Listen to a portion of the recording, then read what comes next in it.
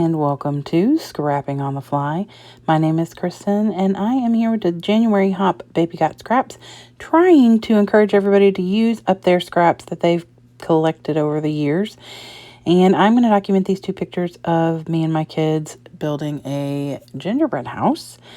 And then I've got all these scraps from Busy Sidewalk by Crate Paper. I really want to try and get this collection used. I have one full 12 by 12 and then this stack of scraps that I'd like to use. I've got tons and tons of embellishments that are fitting for gingerbread cookie day kind of thing. And then the sticker book that I've taken apart. I have 2 sets of the alphas, so I'm hoping that I can use some of those up. A handful of little tags and things that came with the ephemera bits, and then some chipboard as well. So I've got my papers, my scraps, my embellishments, and my pictures, and no idea what I'm doing, so let's see how this goes. So like I've said plenty of times before, I do not go in with a plan typically. I mean, when I'm doing like a sketch or a scrap lift, I usually have some idea what I'm doing. But when I'm doing these videos where really I'm just kind of winging it, then that's when I just go in with no plan, which is what I'm doing right now. And it's fine. And in the end, I do really enjoy this layout. So that's good. I start by tearing this paper, and I kind of want to just have like a little bit of a space in between where you can see behind. But what I should have done is covered the behind first, but it's fine. I tuck them in because I really want to use up some more scraps and not have that white stark behind there. I mean, a lot of it's going to get covered with my pictures, but I really wanted to just have some things, some other color poking out. And so I end up having this dark green, which is the back of this paper. So I'm not adding any scraps from this 12 by 12 I had. This is the piece that I tore out. So I'm adding that inside. And so, of course, since it's flip-flopped, it's not going to exactly match, which is fine. Gives me the opportunity to use some of that lighter green with the darker polka dot to also fill the space. So I am winging it. This is me winging it, not measuring, not verifying it's going to work. This is what I do. And I can honestly say it doesn't always work out. Sometimes I tear things. It's fine. So then a way to use some of my smaller scraps, I took a couple of scrap papers and made them 4 1/4 by 6. And I am just put some tape around the outside, and I'm just tearing the little itty bitty scraps that I had from this collection and putting them all around the outside. So it's going to give me a multi-patterned border for my pictures. So not only am I using scraps from this collection, but this gives me a use for some scraps that are just in a bin of solid cardstock behind me. There are some like pattern papers in there, but it's anything that's not part of a collection. I just tuck it in there when I end up with extras, and I use those as best as I can when I can, for branding strip sizes, or sometimes it's big enough to mat a picture. So right now I'm just using up scraps, and then I mat my pictures down on there, and I really do love the way that it turns out. It's got lots of different patterns, but of course, since it's all from the same collection, it goes well together. I've used quite a bit of scraps. I use this long scrap that's got that white grid paper because these alphas don't really stand out on the paper.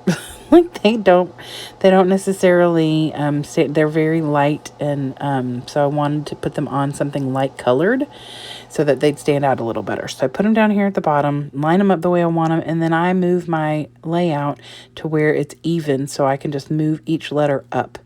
And that works good for me. Like, I don't like measuring much. I usually just kind of eyeball things.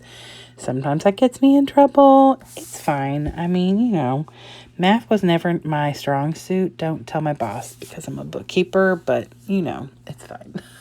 Everything is just fine. So I get that down there. I know that I have some space on the sides. I've got a lot of little embellishments with this collection that I want to use, but I really want something bigger over here. And I don't make gingerbread houses very often, so I really want to use as much of it as I can. Well, I pull these 2 gingerbread house embellishments from Echo Park sticker sheet because I knew I had them and I really wanted to get them used up because we make ginger cookies, like ginger snaps at Cookie Day every year, but we don't typically ever do a gingerbread house. So when my sister said, oh, I have this if you want to do it, I literally said to her, yes, because I have a ton of gingerbread house stickers and embellishments that I'd love to get used, and this is the perfect way to do it. No word of a lie, y'all. It's bad, but it's fine. So I use those up on here, and then as many of the little gingerbread plush stickers from this little collection. There's like cookie colored snowflakes on here, and I am going to use one of those, but really I just want to use the gingerbread men, and then like I use a couple reindeers and a couple trees because we did make snowmen and trees from the gingerbread house. Now listen, this gingerbread house started out looking reasonably decent.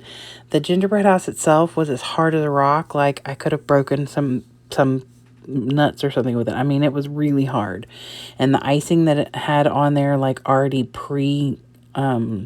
created, was like rock hard. But then you get a tube of icing and you decorate. So overall, in the beginning, it worked out really well, but then things started dripping, and then it came with like a red and a green, and the red came out like really liquefied, so my snowman looked like it had been murdered. I mean, it was very entertaining.